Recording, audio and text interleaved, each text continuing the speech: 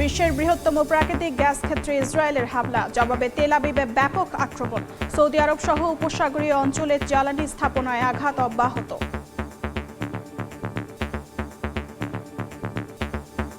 ইরানকে নেতৃত্ব শূন্য করার মিশনে যুক্তরাষ্ট্র ইসরায়েল। লারিজানি হত্যার চরম মূল্য দিতে হবে হুঁশিয়ারি মোস্তফার। তেহরানের ক্ষমতা শেষ করে দেওয়ার হুমকি ট্রাম্পের।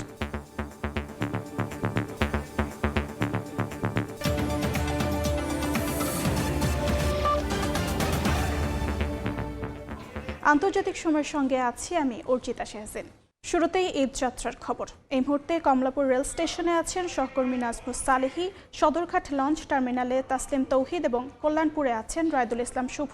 সরাসরি প্রথমে যাচ্ছি সালেহীর কাছে। ঈদ যাত্রার একেবারে শেষ মুহূর্তে এসে সমস্ত নিয়ম শৃঙ্খলা একেবারেই ভেঙে পড়েছে রেলের। বলা চলে গতকাল যে দুর্ঘটনাটি ঘটেছিল নীলসাগর এক্সপ্রেসের, সেই ট্রেনটি যেহেতু আর সেখান থেকে ফিরে আসা সম্ভব হয়নি, নতুন করে কমলাপুর রেলওয়ে স্টেশনের যে ওয়ার্কশপ রয়েছে সেখান থেকে বেশ কিছু কোচ জোগাড় করে নতুনভাবে সেই ট্রেনটিকে এখান থেকে ছাড়ার কথা ছিল। সেটি 6:45-এর ট্রেন, এখন পর্যন্ত সকাল 11টার সময় নীলসাগর এখান থেকে নতুন কোচ দিয়ে আলাদা বগি দিয়ে বানিয়ে সেটি এখন ছাড়ার কথা তারা বলছে, তবে সেটি এখনো সম্ভব হয়নি, আদৌ হবে না এমনটি মনে হচ্ছে, যে কারণে প্রচণ্ড যাত্রী চাপ। যে ট্রেনটি আমি এখন দেখতে পাচ্ছি কমলাপুর রেল স্টেশনের 2 নম্বর প্ল্যাটফর্মে দাঁড়িয়ে আছে, এটি রংপুর এক্সপ্রেস। সকাল 9:10 উত্তরবঙ্গের জেলা রংপুরের দিকে ট্রেনটি ছেড়ে যাবার কথা রয়েছে।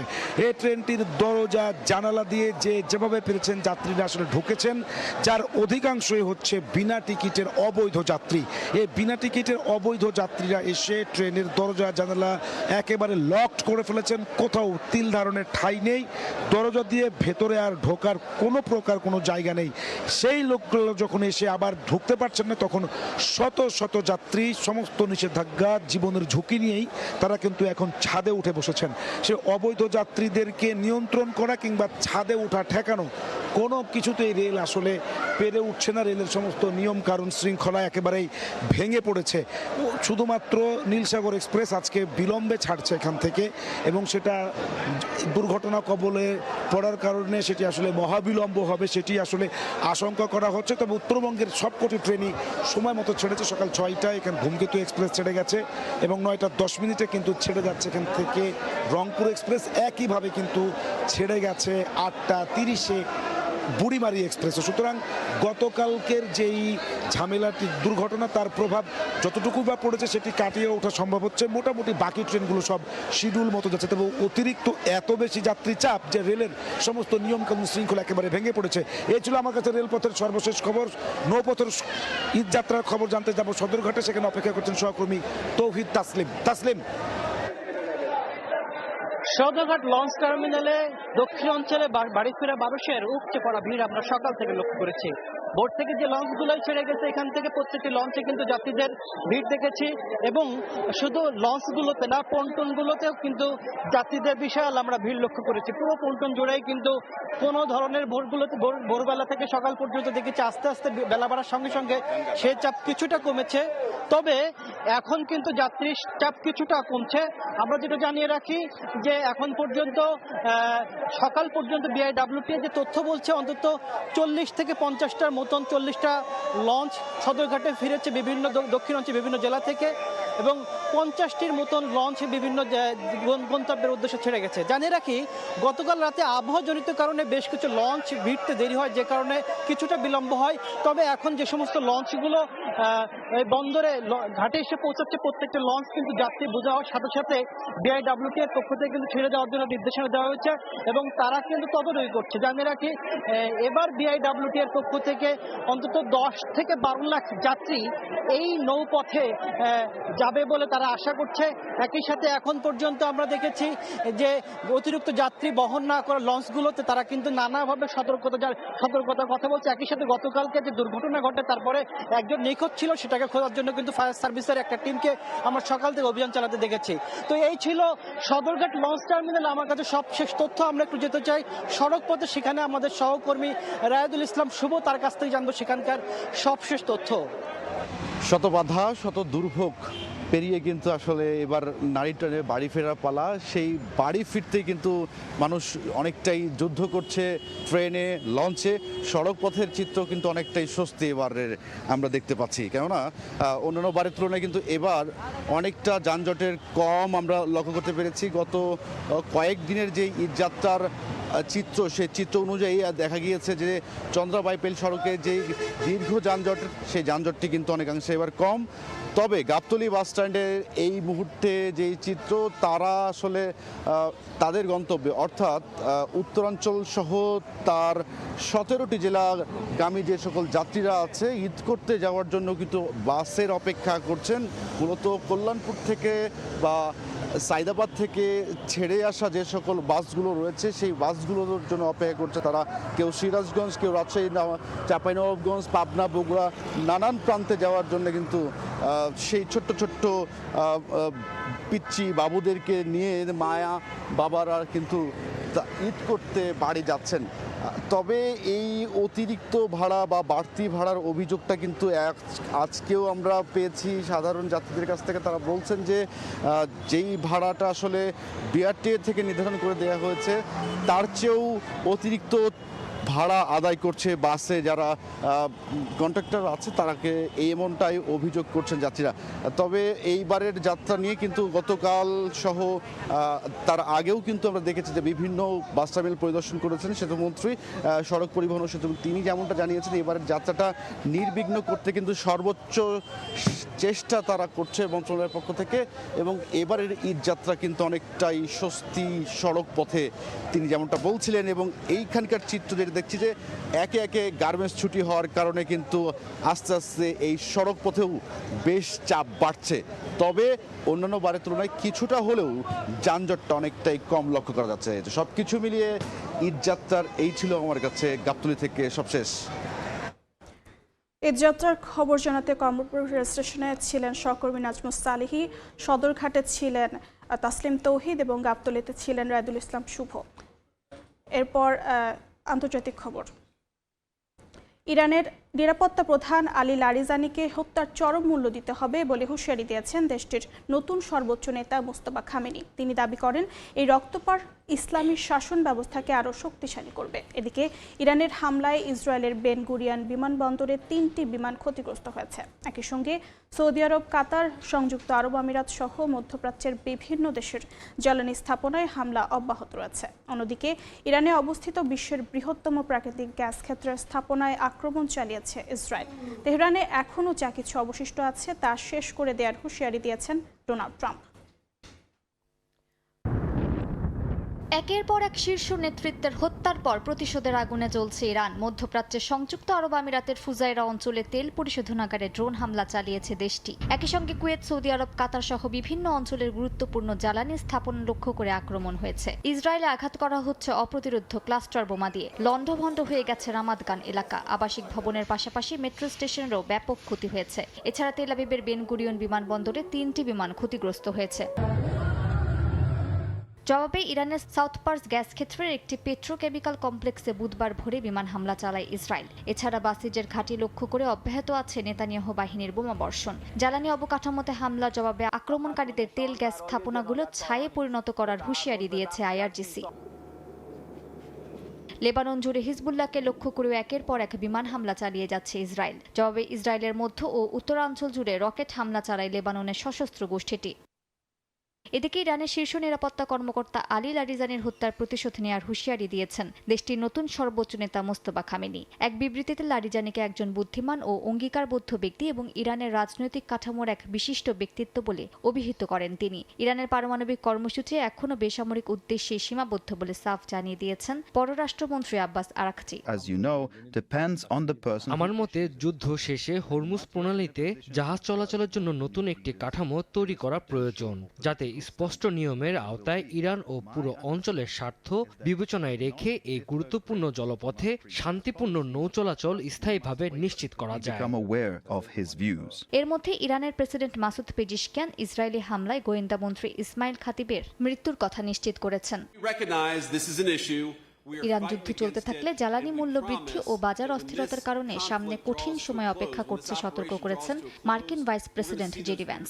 যদিও যুক্তরাষ্ট্রের প্রেসিডেন্ট ডোনাল্ড ট্রাম্প ইরানের অবশিষ্ট অংশ শেষ করে দেওয়ার হুঁশিয়ারি দিয়েছেন। মালিহা সুহরওয়ার্দী, সময় সংবাদ। এবার নিজের দেয়া বক্তব্যের জালেই ফেঁসে গেলেন যুক্তরাষ্ট্রের জাতীয় গোয়েন্দা প্রধান তুলসি গ্যাবার্ট। প্রশ্নবিদ্ধ করলেন ইরানের বিরুদ্ধে আগ্রাসনের পেছনে মার্কিন প্রেসিডেন্ট ডোনাল্ড ট্রাম্পের দেয়া মূল অজুহাতকেই। সেনেটর সাক্ষ্য গ্রহণে বলেন, পারমাণবিক সমৃদ্ধকরণ সক্ষমতা পুনর্গঠনের প্রচেষ্টা করেনি তেহরান, অথচ এই পারমাণবিক হুমকির আড়ালেই তেহরানে এত বড় সামরিক অভিযান চালিয়েছে ওয়াশিংটন। একই সঙ্গে তুলসি জানিয়েছেন, দুর্বল হয়ে গেলেও এখনও যুদ্ধের ময়দানে টিকে থাকার মতো যোগ্যতা আছে ইরানের। ইরানের পারমাণবিক সক্ষমতা বিশ্ব নিরাপত্তার জন্য সবচেয়ে বড় হুমকি, এমন দাবি নিয়েই তেহরানের বিরুদ্ধে সামরিক অভিযান শুরু করে যুক্তরাষ্ট্র। ট্রাম্প প্রশাসন ইরানের বিরুদ্ধে যুদ্ধের ন্যায্যতা ব্যাখ্যা করতে পারমাণবিক আকাঙ্ক্ষাকে বরাবরই মূল কারণ হিসেবে উল্লেখ করেছে। তবে যুক্তরাষ্ট্রের জাতীয় গোয়েন্দা প্রধান তুলসি গ্যাবার্ডের দেয়া এক বক্তব্য সেই ন্যায্যতা নিয়ে প্রশ্ন তুলেছে। মার্কিন সিনেটে ইন্টেলিজেন্স কমিটির এক সভায় ইরান যুদ্ধের মূল্যায়নের সাক্ষ্য দেওয়ার সময় তুলসি গ্যাবার্ট জানান, জুন 2025-এর অপারেশন মিডনাইট হ্যামার অভিযানের পর ইরানের পারমাণবিক সমৃদ্ধি কার্যক্রম ধ্বংস হয়েছে এবং পুনর্গঠনের কোনো পদক্ষেপ নেয়নি। এই তথ্য ট্রাম্প সরকারের বারবার বলা ইরান তৎক্ষণাৎ পারমাণবিক হুমকি ছিল বলে যুক্তির সঙ্গে সাংঘর্ষিক।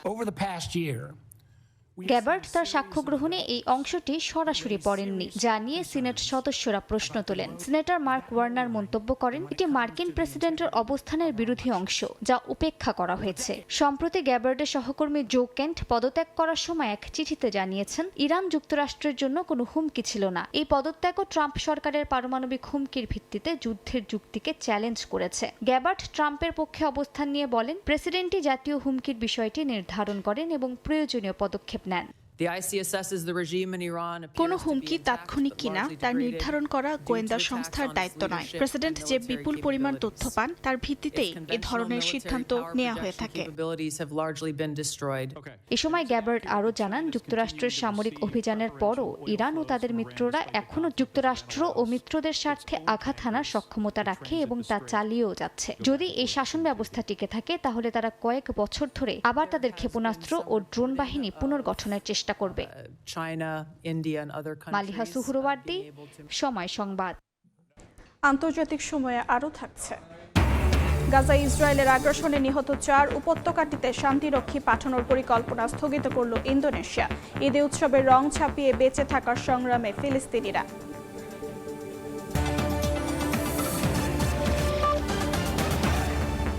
উপসাগরীয় অঞ্চলে চলমান যুদ্ধ পরিস্থিতির কারণে কুয়েত সাময়িকভাবে তার আকাশসীমা বন্ধ ঘোষণা করেছে।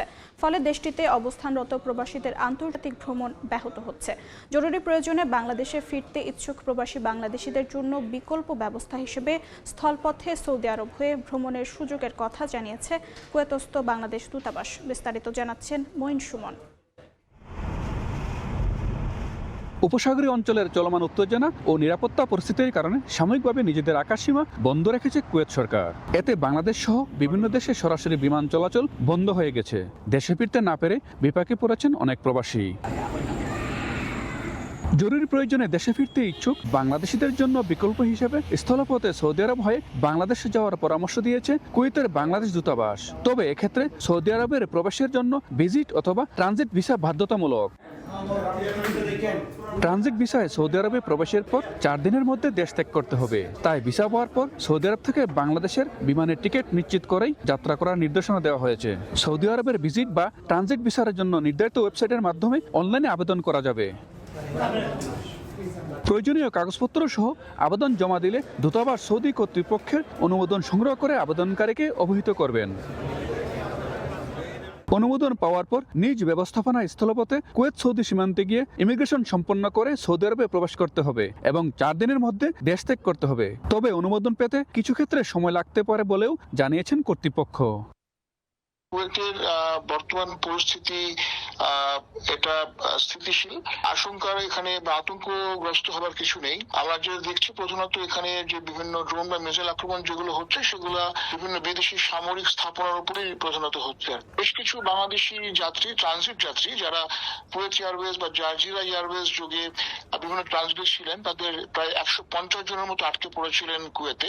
আমাদের বাংলাদেশ দূতাবাস কুয়েতের মাধ্যমে রিয়াদে যে বাংলাদেশের দূতাবাস আছে তার মাধ্যমে এবং তারপর তাদের সবাইকে আমরা দেশে ফেরত পাঠাতে সক্ষম হই। দূতাবাসের এমন উদ্যোগকে স্বাগত জানিয়েছেন প্রবাসীরা। অনেকেই বলছেন এতে জরুরি পরিস্থিতিতে দেশে ফেরার একটি পথ অন্তত উন্মুক্ত হয়েছে। ট্রানজিট ভিসা হয়ে সৌদি আরব থেকে বাই রোডে ইনশাল্লাহ বাংলাদেশে যাওয়ার ব্যবস্থা করছে বাংলাদেশ দূতাবাস।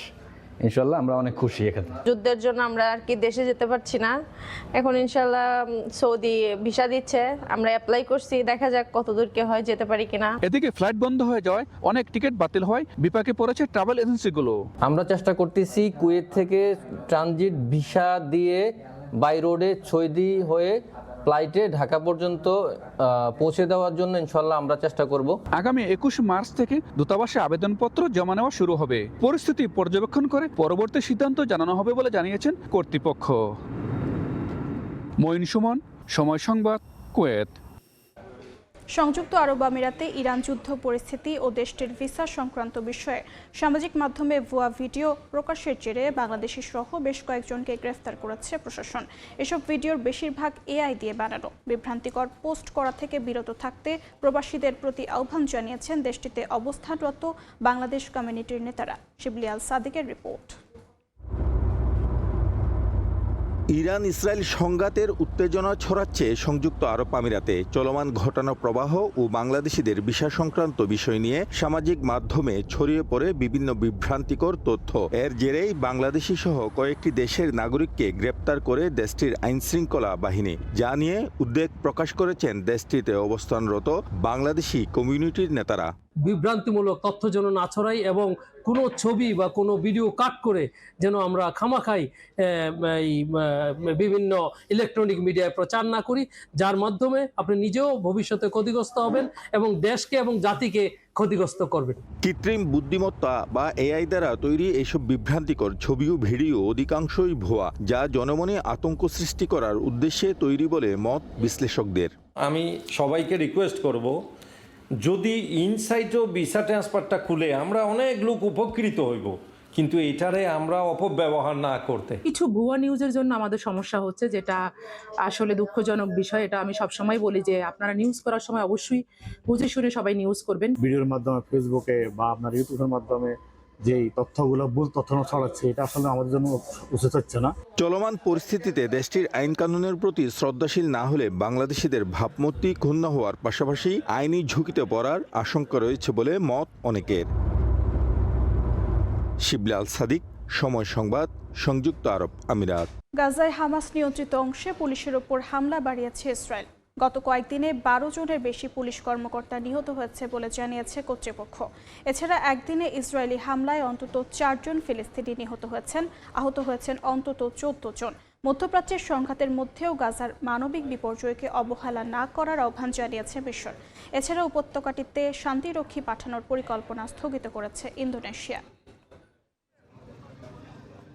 যুদ্ধবিরতির মধ্যেই গাজায় দিনের পর দিন বেড়েই চলেছে ইসরায়েলের আগ্রাসন। বেসামরিক নাগরিকদের পাশাপাশি এবার প্রশাসনিক কর্মকর্তাদের লক্ষ্য করে হামলা চালাচ্ছে ইসরায়েলি সেনাবাহিনী। হামাস নিয়ন্ত্রিত এলাকায় তাদের হামলা জোরদার করেছে তেল আবিব। তাদের হামলায় গত কয়েকদিনে 1 ডজনের বেশি পুলিশ কর্মকর্তা নিহত হয়েছে বলে জানিয়েছে কর্তৃপক্ষ। হামাসের প্রায় 10,000 সদস্যের এই পুলিশ বাহিনী বর্তমানে মার্কিন প্রেসিডেন্ট ডোনাল্ড ট্রাম্পের গাজা পরিকল্পনা বাস্তবায়নের পথে অন্যতম প্রধান বাধা হয়ে দাঁড়িয়েছে বলে মনে করা হচ্ছে। ইসরায়েলের দাবি, গাজায় তাদের সেনাদের উপর হামাসের হুমকি নির্মূল করতে এই হামলা চালানো হচ্ছে। বর্তমানে গাজার প্রায় 53% এলাকা ইসরায়েলি বাহিনীর নিয়ন্ত্রণে রয়েছে। ঈদ উল ফিতরের মতো ধর্মীয় উৎসব সামনে রেখেও বেসামরিক অঞ্চলে অব্যাহত আছে ইসরায়েলের একের পর এক হামলা। গেল একদিনে বেশ কয়েকজন ফিলিস্তিনি হতাহত হয়েছেন। অনেকে এখনও ধ্বংসস্তূপের নিচে বা রাস্তায় পড়ে থাকলেও উদ্ধারকর্মীরা তাদের কাছে পৌঁছাতে পারছেন না। এদিকে আন্তর্জাতিক প্রেক্ষাপটও পরিবর্তিত হচ্ছে। ইন্দোনেশিয়া গাজায় ৮,০০০ শান্তিরক্ষী পাঠানোর পরিকল্পনা স্থগিত করেছে। দেশটির প্রেসিডেন্ট জানান, মধ্যপ্রাচ্যে বাড়তে থাকা নিরাপত্তা ঝুঁকির কারণেই এই সিদ্ধান্ত নেওয়া হয়েছে। এদিকে মিশরের পররাষ্ট্রমন্ত্রী বদর আবদেল আত্তি মঙ্গলবার গাজার মানবিক পরিস্থিতি নিয়ে উদ্বেগ প্রকাশ করেন। তিনি বলেন, চলমান আঞ্চলিক যুদ্ধ গাজার সংকটকে অবহেলা করতে পারবে না এবং বিশ্ব সম্প্রদায়কে উপত্যকাটির পুনর্গঠনের কার্যক্রমে মনোনিবেশ করতে হবে। মালিহা সুহরওয়ার্দী, সময় সংবাদ। গাজায় যুদ্ধবিরতি কার্যকর থাকলেও ঈদের আনন্দ যেন অধরাই থেকে যাচ্ছে ফিলিস্তিনিদের কাছে। ঈদকে সামনে রেখে ধ্বংসস্তূপের মাঝেই উৎসবের রং ছাপিয়ে বেঁচে থাকার সংগ্রামে গাজাবাসী। শিশুদের মুখে হাসি ফোটাতে শেষ চেষ্টা চালিয়ে যাচ্ছেন অভিভাবকরা।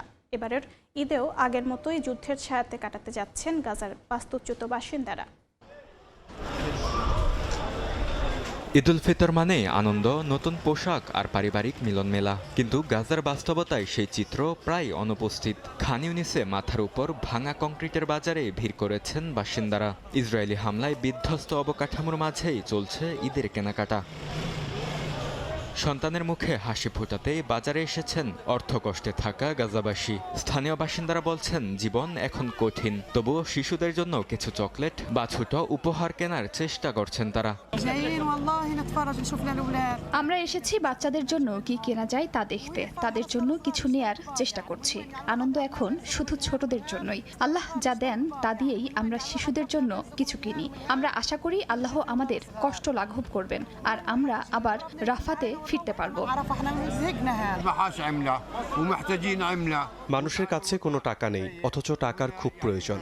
আপনারা যেমন জানেন, পরিস্থিতি খুবই খারাপ। জীবন এখন ভীষণ কঠিন ও বেদনাদায়ক। তবুও মানুষ শুধু তাদের সন্তানদের মুখে হাসি ফোটাতেই এখানে আসে।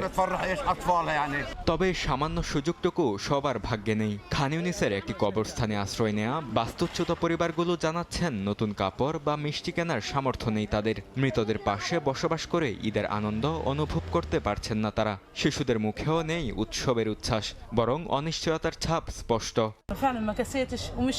পরিস্থিতি খুবই কঠিন। এর মধ্যে আমরা রমজান বা ঈদের কোনো পরিবেশই অনুভব করতে পারছি না। বিশেষ করে আমরা যেহেতু কবরস্থানে মৃতদের পাশেই বসবাস করছি, তাই কোনো আনন্দই নেই। শিশুদের জন্য নতুন কাপড় বা মিষ্টি কেনার সামর্থ্য নেই। ঈদ বা রমজানের কোনো আনন্দ আমাদের জীবনে নেই, কিছুই নেই। যুদ্ধবিরতি কার্যকর থাকলেও গাজায় সহিংসতা থামায়নি দখলদাররা। গাজার স্বাস্থ্য মন্ত্রণালয় বলছে, উপত্যকায় প্রতিদিনই ইসরায়েলি হামলায় নিহত হচ্ছেন বহু মানুষ। দীর্ঘ এই সংঘাতে গাজার মানুষের জন্য ঈদ আর এখন উৎসব নয়, বরং বেঁচে থাকার আরেকটি কঠিন অধ্যায়। বরকতুল্লাহ, সময় সংবাদ। আন্তর্জাতিক সময়ে আরও থাকছে। ঈদ ঘিরে 5 দিনের যুদ্ধবিরতিতে সম্মত পাকিস্তান, আফগানিস্তান। সৌদি আরব, কাতার ও তুরস্কের অনুরোধে সিদ্ধান্ত। হামলা হলে অভিযানের হুঁশিয়ারি ইসলামাবাদের। জার্মানিতে বিমান কর্মীদের ডাকা ধর্মঘট পালিত হয়েছে। রাজধানীর বার্লিন ব্রান্ডেনবুর্গ বিমানবন্দরে অভ্যন্তরীণ ও আন্তর্জাতিক রুটে বাতিল হয়ে যায় কয়েকশো ফ্লাইট। চরম দুর্ভোগে পড়েন 50,000-এর বেশি যাত্রী। জার্মানি থেকে বিমান ধর্মঘট নিয়ে আরও জানাচ্ছেন বিটু বড়ুয়া। বেতন বৃদ্ধি আর বাড়তি ছুটির দাবিতে কার্যত অচল হয়ে পড়ে জার্মানির গুরুত্বপূর্ণ বিমানবন্দর বার্লিন ব্রান্ডেনবুর্গ বা বিইআর। অগ্নি নির্বাপক, নিরাপত্তা, প্রশাসনিক সহ বিভিন্ন বিভাগের বেতন ভাতা বৃদ্ধি, কর্মঘণ্টা কমানো ও সুষ্ঠু কর্মপরিবেশের দাবিতে এ ধর্মঘটের ডাক দেন কর্মীরা। এতে বাতিল হয় অভ্যন্তরীণ ও আন্তর্জাতিক রুটের প্রায় 450 ফ্লাইট। চরম ভোগান্তিতে পড়েন প্রায় 60,000 যাত্রী। বিমানবন্দর কর্তৃপক্ষ জানায়, 24 ঘন্টার ধর্মঘটে বড়সড় আর্থিক ক্ষতির মুখোমুখি হয়েছে বিইআর। অনেক যাত্রীকে পাঠানো হয় অন্য বিমানবন্দরে। শিডিউল মতো ফ্লাইট না পেয়ে হতাশ হয়ে যাত্রীরা ক্ষোভ প্রকাশ করেন। মাসিক বেতন ভাতা আরো 6% বাড়ানোর দাবি মেনে না নিলে 25শে মার্চে আবারও ধর্মঘট ডাকার কথা জানায় ভ্যাডি। শ্রমিক সংগঠনটির মুখপাত্র হোলগার রুইসলার জানান, বন্দর কর্তৃপক্ষ কর্মীদের সঙ্গে আশ্বাসের নাটক শুরু করেছে। কর্মীদের ন্যায্য মজুরি বাড়ানোর বিষয়ে দ্রুত পদক্ষেপ না নিলে সামনে আরও কঠোর আন্দোলনের ডাক দেয়া হবে। এদিকে বিমানবন্দর কর্তৃপক্ষ বলছে, চলমান ইরান যুক্তরাষ্ট্র ইসরায়েল যুদ্ধের কারণে আগে থেকেই নানা সংকটে তারা। অভ্যন্তরীণ ও আন্তর্জাতিক বিমান সংস্থাগুলো এই অবস্থায় কর্মীদের ডাকা ধর্মঘট পুরোপুরি অপ্রাসঙ্গিক ও অযৌক্তিক বলে অভিযোগ করেছে। জার্মানি থেকে বিটু বড়ুয়া, সময় সংবাদ। ঈদ উল ফিতর উপলক্ষে 5 দিনের যুদ্ধবিরতিতে সম্মত হয়েছে পাকিস্তান আফগানিস্তান। বৃহস্পতিবার মধ্যরাত থেকে মঙ্গলবার পর্যন্ত এই যুদ্ধবিরতি কার্যকর থাকবে। সৌদি আরব, কাতার ও তুরস্কের অনুরোধে এই সিদ্ধান্ত নেওয়া হয়েছে। তবে এই সময় সীমান্তে কোনো হামলা হলে পূর্ণমাত্রার অভিযানের হুঁশিয়ারি ইসলামাবাদের। তবে সামরিক কার্যক্রম বন্ধ রাখার আশ্বাস দিয়েছে তালেবান প্রশাসন। তীব্র সামরিক সংঘাতে জড়িয়েছে পাকিস্তান ও আফগানিস্তান। তবে ধর্মীয় উৎসব ঈদ উল ফিতরকে সামনে রেখে যুদ্ধবন্ধের সিদ্ধান্ত নিয়েছে দুই দেশ।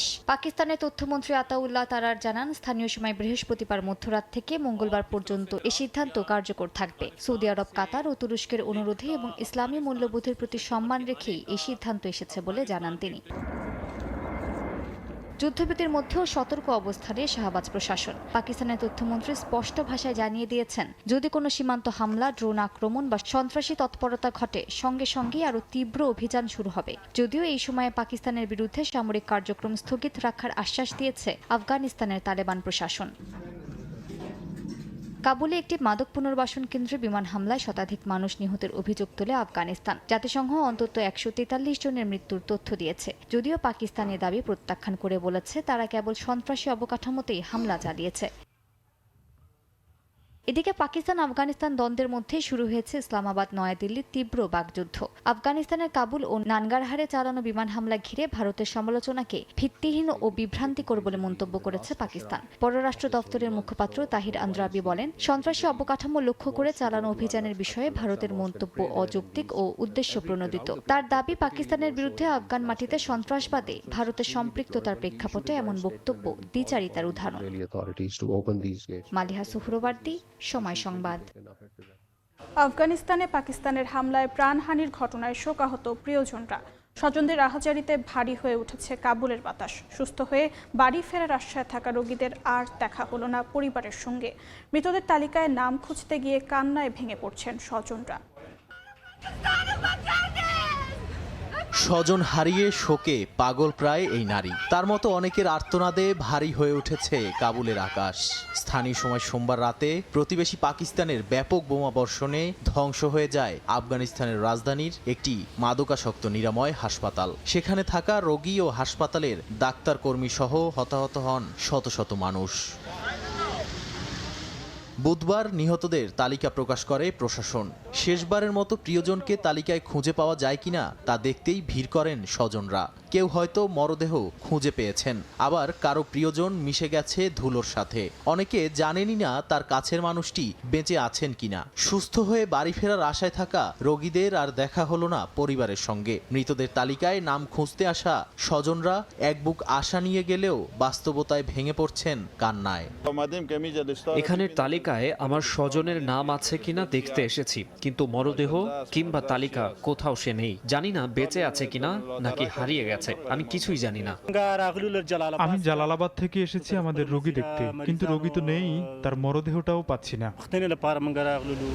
পবিত্র রমজান মাসের শেষ দিকে এসে প্রার্থনারত অবস্থায় এমন হামলায় হতবাক সবাই। যদিও পাকিস্তানের প্রশাসনের দাবি, তারা সন্ত্রাসী গোষ্ঠীর অবকাঠামো লক্ষ্য করে হামলা চালিয়েছে। নাদিম মারজান, সময় সংবাদ। পাকিস্তানে প্রবল বৃষ্টি ও বজ্রঝড়ে 16 জনের মৃত্যু হয়েছে, আহত হয়েছেন অনেকে। স্থানীয় সময় বুধবার রাতে দেশটির বন্দর নগরী করাচিতে এই ঘটনা ঘটে। আহতদের উদ্ধার করে হাসপাতালে নিয়ে যাওয়া হয়েছে বলে জানায় সংশ্লিষ্ট কর্তৃপক্ষ। একই সঙ্গে পরিচয় শনাক্তের পর মরদেহ হস্তান্তরের প্রক্রিয়া চলছে। দুর্যোগের মধ্যে শহরের বিভিন্ন এলাকায় বিদ্যুৎ বিচ্ছিন্ন হয়ে পড়ায় জনভোগান্তি আরও বেড়েছে। এছাড়া শহরের বিভিন্ন এলাকায় সৃষ্টি হয়েছে তীব্র জলাবদ্ধতা, ডুবে গেছে প্রধান সড়কগুলো। প্রবল বৃষ্টিপাতের কারণে ব্যাহত হচ্ছে শহরের যান চলাচল।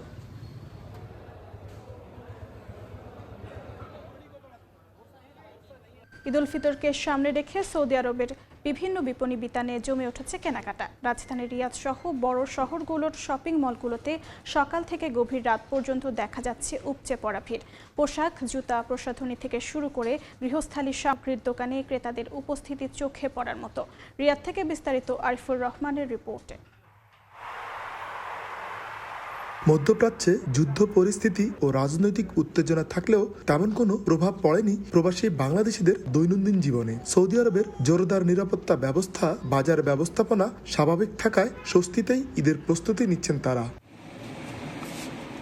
ঈদ উদযাপনে রিয়াদের শপিং মলে উৎসব মুখর পরিবেশ, প্রয়োজনীয় কেনাকাটা সারেন প্রবাসীরা। এবার যুদ্ধের কারণে মানুষজন এদিক সেদিক যাতায়াত কম করে, যার কারণে আমাদের বেচা কিনাটা একটু কম হচ্ছে আর কি। ব্যবসায়ীরা আছে এবং আমরা যারা ক্রেতা আছে আমাদের মধ্যে আতঙ্ক বিরাজ করছে, তারপরও আতঙ্ক এবং শঙ্কার মাঝে আমাদের ঈদ করতে হবে, যার কারণে এখানে এসেছি ঈদে পাঞ্জাবি এবং বিভিন্ন যে সামগ্রী আছে এগুলো কেনার জন্য আসছে। অন্যদিকে ঈদ সামনে রেখে সাড়া পাচ্ছেন পোশাকের বিক্রেতারাও। সৌদি আরবের প্রশাসনের কার্যকর তদারকির কারণে যুদ্ধের শঙ্কা থাকা সত্ত্বেও উপসাগরীয় অঞ্চলে সাধারণ মানুষের জীবনযাত্রা স্বাভাবিক রয়েছে। নির্বিঘ্নে ধর্মীয় উৎসব উদযাপনের প্রস্তুতি নিতে পারছেন বাসিন্দারা। ঈদ বাজার ও ঈদ সামনে রেখে প্রবাসী বাংলাদেশিদের মনেও স্বস্তি ও আনন্দের বার্তা ছড়িয়ে দিচ্ছে। আরিফুর রহমান, সময় সংবাদ, সৌদি আরব। ঈদ উদযাপনে নতুন পোশাক কিনতে ব্যস্ত সময় পার করছেন দক্ষিণ আফ্রিকার প্রবাসী বাংলাদেশিরা। মুসলিম অধ্যুষিত শহরগুলোর মার্কেট ও শপিং মলগুলোতে জমে উঠেছে ঈদের কেনাকাটা। পরিবার পরিজন আর ব্যবসা প্রতিষ্ঠানের স্টাফদের জন্য ঈদের পোশাক কিনছেন দেশটিতে বসবাসরত প্রবাসী বাংলাদেশিরাও। বিস্তারিত জানাচ্ছেন মিজানুর রহমান রাসেল। আর মাত্র কয়েকদিন পরেই মুসলমানদের সবচেয়ে বড় ধর্মীয় উৎসব পবিত্র ঈদ উল ফিতর। ঈদের আনন্দকে আরও বেশি আনন্দমুখর করে তুলতে দক্ষিণ আফ্রিকার বিভিন্ন শহরের শপিং মল ও মার্কেটগুলোতে দেখা যাচ্ছে উপচে পড়া ভিড়। নতুন পোশাক কিনতে ব্যস্ত সময় কাটাচ্ছেন স্থানীয় মুসলমানরা, পিছিয়ে নেই প্রবাসী বাংলাদেশিরাও। পরিবার পরিজনের পাশাপাশি ব্যবসা প্রতিষ্ঠানের কর্মীদের জন্য কিনছেন ঈদের পোশাক।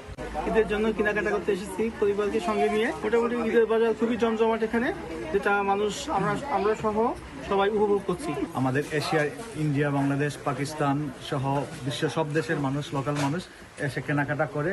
এখানে অনেক ভালো কোয়ালিটি। তুর্কির এই দোকানটা হলো। বাচ্চার পাঞ্জাবি কিনছি, ঈদের পাঞ্জাবি কিনছি, মেয়ের জন্য বোরখা কিনছি, ওয়াইফের জন্য বোরখা কিনছি। ঈদকে ঘিরে জমে উঠেছে ব্যবসা বাণিজ্যও। দেশটিতে বসবাসরত প্রবাসী বাংলাদেশি ব্যবসায়ীরা জানান, গেল বছরের তুলনায় এবারে বেচা বিক্রি বেশ ভালো। ক্রেতাদের উপস্থিতি ও বাড়তি কেনাকাটায় সন্তুষ্ট ব্যবসায়ীরা, যা তাদের মধ্যে আর্থিক স্বস্তিও ফিরে এনেছে। বাংলাদেশের সকল ধরনের মশলা, মাছ, স্পাইস রিজনেবল প্রাইস। এখানে অনেক বাংলাদেশে আস্তে আস্তে কিনতেছে। আগের বছর থেকে এই বছর অনেক ব্যবসা ভালো হয়েছে, আমরা আর্থিকভাবে অনেক লাভবান হয়েছে। দক্ষিণ আফ্রিকায় বিভিন্ন ধর্মের মানুষের বসবাস হলেও মুসলমানদের সংখ্যা প্রায় 5.5 লাখের বেশি, যা মোট জনসংখ্যার প্রায় 1.36%। খ্রিস্টান অধ্যুষিত এই দেশে মুসলমানদের ধর্মীয় উৎসব পালনে সহাবস্থান ও সম্প্রীতির ইতিবাচক চিত্র দেখা যাচ্ছে দীর্ঘদিন ধরে। মিজানুর রহমান রাসেল, সময় সংবাদ, দক্ষিণ আফ্রিকা। আন্তর্জাতিক সময়ের শীর্ষ সংবাদগুলো জানিয়ে দিচ্ছি আরেকবার। বিশ্বের বৃহত্তম প্রাকৃতিক গ্যাস ক্ষেত্রে ইসরায়েলের হামলা, জবাবে তেল আবিবে ব্যাপক আক্রমণ। সৌদি আরব সহ উপসাগরীয় অঞ্চলে জ্বালানি স্থাপনায় আঘাত। গাজায় ইসরায়েলের আগ্রাসনে নিহত 4, উপত্যকাটিতে শান্তিরক্ষী পাঠানোর পরিকল্পনা স্থগিত করল ইন্দোনেশিয়া। ঈদে উৎসবের রং ছাপিয়ে বেঁচে থাকার সংগ্রামে ফিলিস্তিনিরা। ঈদ ঘিরে 5 দিনের যুদ্ধবিরতিতে সম্মত পাকিস্তান, আফগানিস্তান। সৌদি আরব, কাতার ও তুরস্কের অনুরোধেই সিদ্ধান্ত। হামলা হলে অভিযানের হুঁশিয়ারি ইসলামাবাদের।